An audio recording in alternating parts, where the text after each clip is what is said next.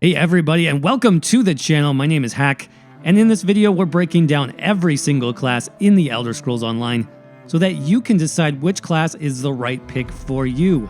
Whether you're brand new to the game of ESO or you played the game before but you're looking at getting into it again in 2020, this video will give you all the information you need to make the best choice for you and jump right in to the massive multiplayer online world of ESO. Now, in the Elder Scrolls Online, there's 6 total classes to choose from, each with their own unique theme and abilities, as well as their own strengths and weaknesses that set them apart from each other. And we're talking about them all right now on HTM. Let's get started.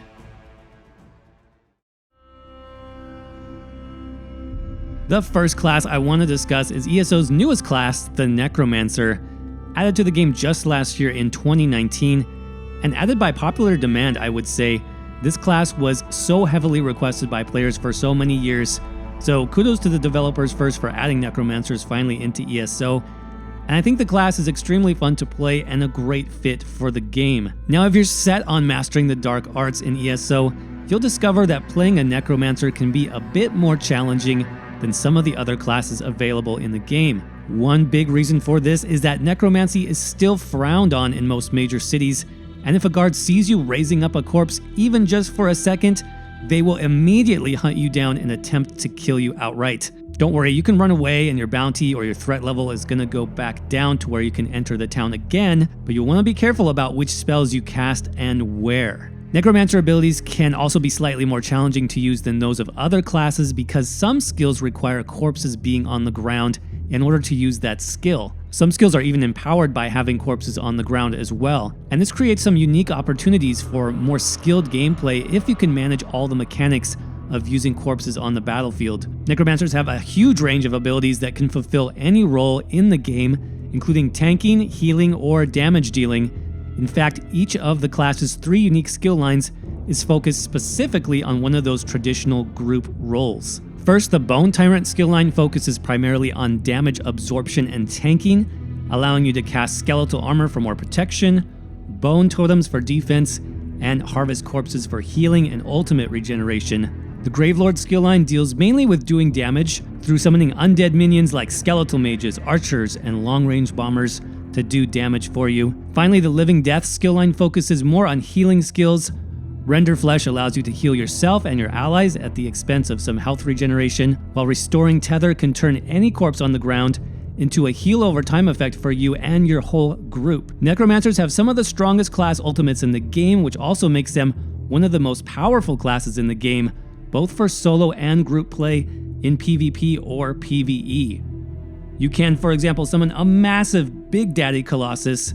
You can resurrect multiple players instantly, or even transform into the mighty Bone Goliath. Pretty cool stuff. If you're interested in a summoner style build that has access to plenty of heals and damage over time effects, then definitely check out the Necromancer class.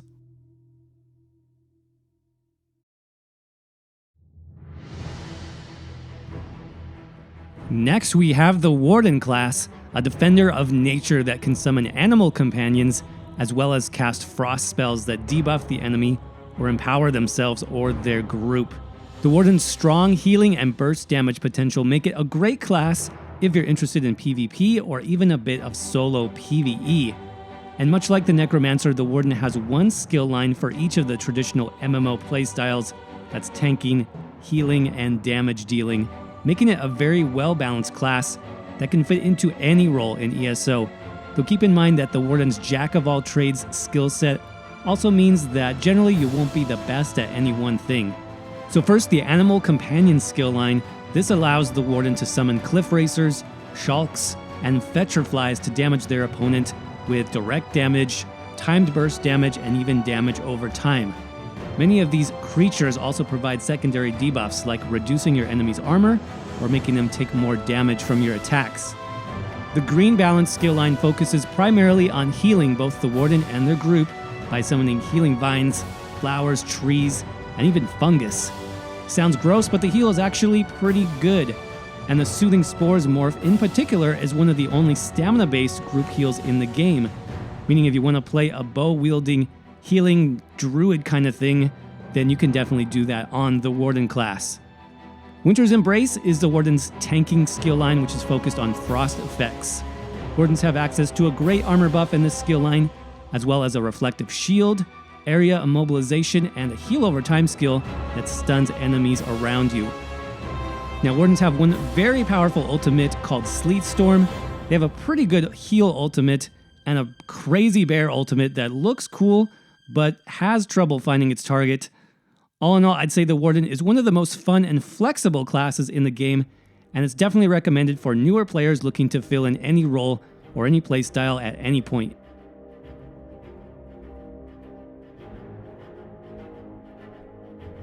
Next up, we have the Nightblade class, one of ESO's most popular classes at launch, thanks to its theme of being a stealthy rogue or assassin type class.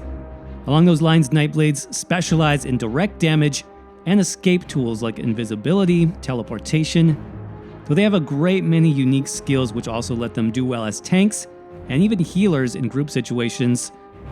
In terms of solo gameplay, the Nightblade's ability to cloak with invisibility, as well as teleport across the battlefield to avoid combat situations, makes it a top class for surviving and surprising your enemies in PvP. In many cases, you can also use invisibility in PvE dungeons to avoid enemies and hunt down interesting locations or even treasure chests with ease.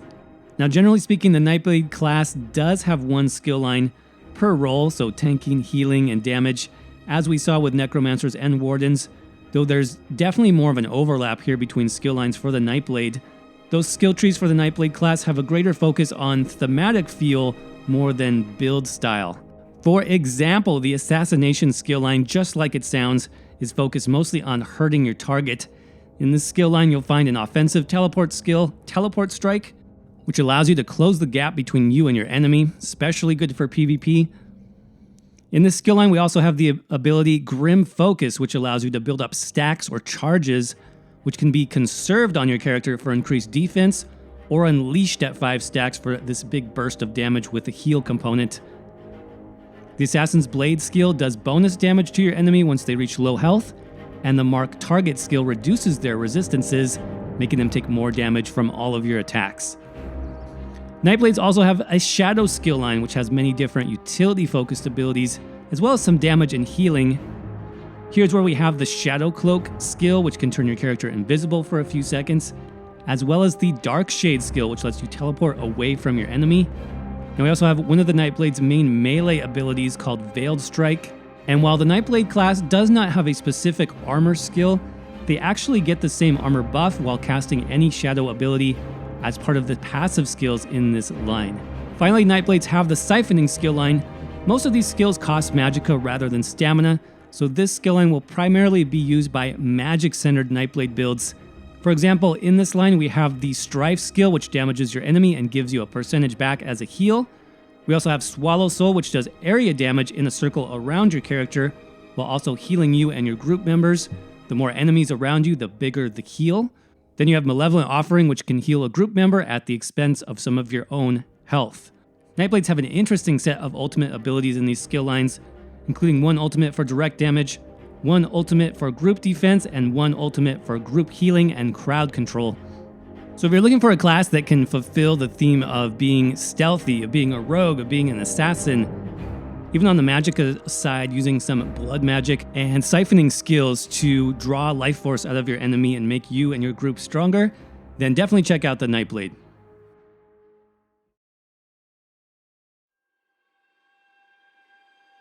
Coming up next, we have the Templar class.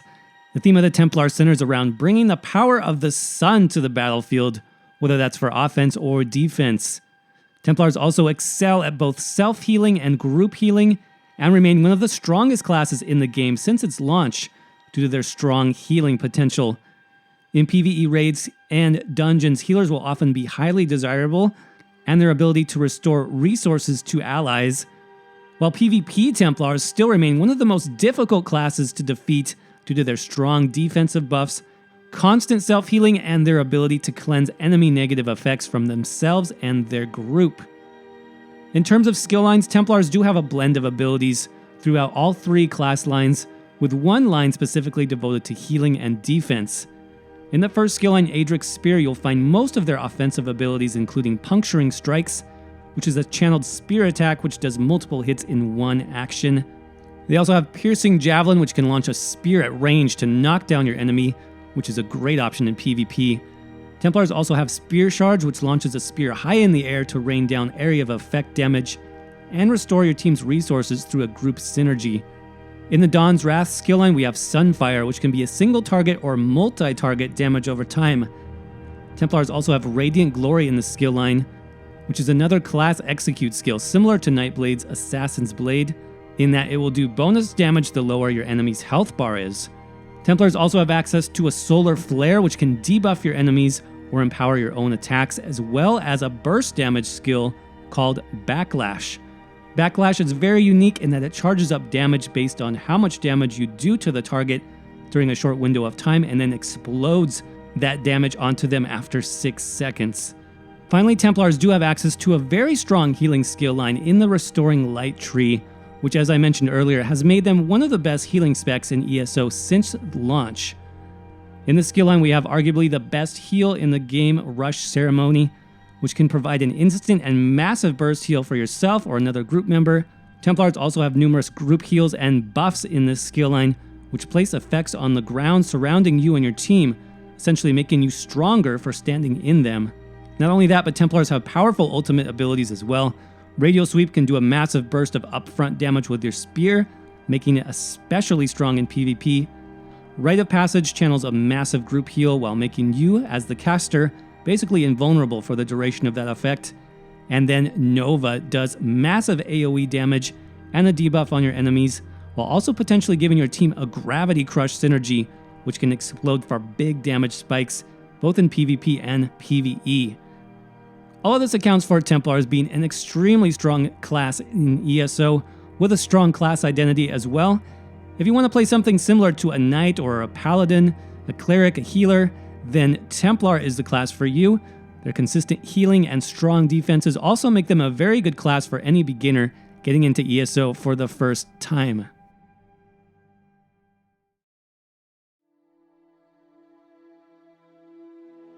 Next, we have the Dragonknight class. Like most of the 4 base game classes, skills are mixed between all 3 skill lines here for the Dragonknight class, with less of a focus on specific group roles like tanking, healing, or damage, and a greater focus on the thematics of the skill line. Ardent Flame, for example, focuses on harnessing the power of fire, or sometimes poison, to deal damage, to debuff enemies, or even to heal yourself. For example, the ability Searing Strike, which you unlock first in the skill line, is one of the strongest single target damage over time skills in the game, dealing massive damage to one enemy. Fiery Breath deals area of effect damage over time, while also causing your enemy to take more damage from specific sources like fire or physical damage types. While Fiery Grip is an extremely useful utility skill which can pull enemies directly to you and your group. The Draconic Power skill line does just what it says, and that's unlocking some amazing and unique dragon-themed abilities. In the skill line, you have Spiked Armor to increase your defense, Burning Talons to immobilize and debuff your enemy, Dragonfire Scales to absorb damage, and Deep Breath, which does AoE damage while also healing. The Earthen Heart skill line offers a strong combination of tank, healer, and damage dealing abilities. Stone Fist is a unique damage ability that can be used at range, and can either heal or cause enemies to take bonus damage. Obsidian Shard gives you and your group a damage shield, and Petrify can both stun and immobilize enemies at the same time, making for a very powerful PvP skill. Dragonknight ultimates are some of the strongest in the game, including Dragonknight Standard, which damages enemies in an area while also increasing your own damage, while the Magma Armor ultimate is a great tanking skill, reducing your total damage received to just 3% per hit. And of course, we have Dragon Leap, an extremely impressive and deadly ultimate, which adds Dragon Wings to your character, allowing you to leap through the air from max range, eventually coming down with a huge burst of AoE damage that also knocks your enemies up into the air and stuns them. Ultimates don't get much more fun than that DK Dunk. Overall, Dragonknights can fulfill any role in ESO, from tanking to healing to dealing damage, though they are typically known more for tanking thanks to some of their passive defenses and utility.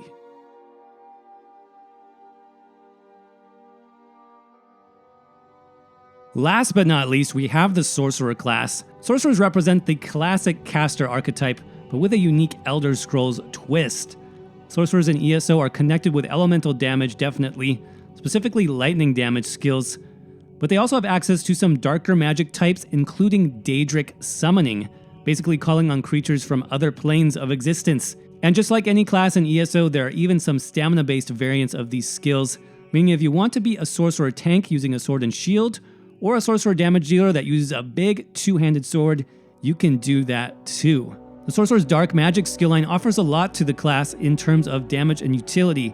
Crystal Blast, for example, can do big damage either to single target or to area, while Encase and Rune Prism give your character access to an Immobilize and a Stun respectively, both of which are great for tanking in PvE or even group-centered PvP builds. And Dark Deal is one of the best sustain abilities in the game, which lets you restore either Magicka or Stamina based on the morph choice you've picked. Storm Calling has that elemental magic we talked about earlier. Skills like Mage's Fury and Lightning Splash do strong lightning damage, either single target with an execute function or AoE damage respectively. Lightning Form lets you turn into lightning itself with bonus movement speed and armor. And get this, there's also a Hurricane form of this skill for stamina-focused sorcerers. Finally, Bolt Escape shoots you forward on the battlefield, instantly damaging and stunning all enemies in front of you, making for an amazing PvP or PvE-focused skill. Daedric Summoning focuses on summoning Daedric objects or creatures in order to empower your gameplay. In this skill line, sorcerers can summon Daedric Scamps, Twilights, and Clanfears to do damage or even heal themselves. They can also summon Daedric armor and weapons, including the unique Bound Armament skill for stamina sorcerers, which can summon up to 4 spectral daggers to burst down an enemy. Sorcerers also have one of the strongest damage shields in the game from the skill line called Hardened Ward. This shield gets stronger the more magic your character has, though it is capped to 60% of your character's total health. Sorcerers have some pretty impressive ultimates as well. Storm Atronach is the Daedric Summoning ultimate, which not only looks cool, but does great damage and is actually one of the longest lasting ultimates in the game and one of my favorites for soloing bosses. Then you have Absorption Field, which is a pivotal PvP ultimate, as it can negate other ultimate effects cast by the opposing team. And you have the Overload ultimate, which is a bit more of a niche ultimate as it increases the damage done by light or heavy attacks. Definitely good in some situations, though you won't be using it very often.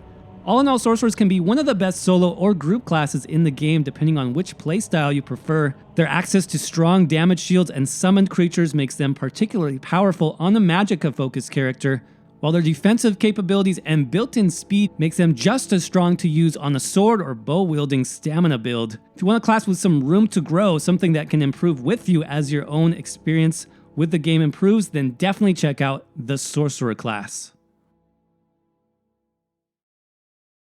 And there you have it, everybody, the 6 classes of the Elder Scrolls Online. So now I'm curious, which class do you like the best, and which one do you think best fits your own playstyle? Let me know what you think in the comments below. If you're a newer player to ESO, or if you're more experienced but you're thinking about maybe picking up a new character, I hope this guide has been helpful to you. Feel free to ask questions in the comments section as well. If you're looking for more ESO guides, tutorials, and even complete build videos, then you're in the right place. Make sure you hit that subscribe button with notifications turned on, and check out the rest of my channel for beginners and build video playlists. As always, if you enjoyed the video today, don't forget to crush that like button. You're amazing. Thank you so much for watching, and I will see you around in the next video.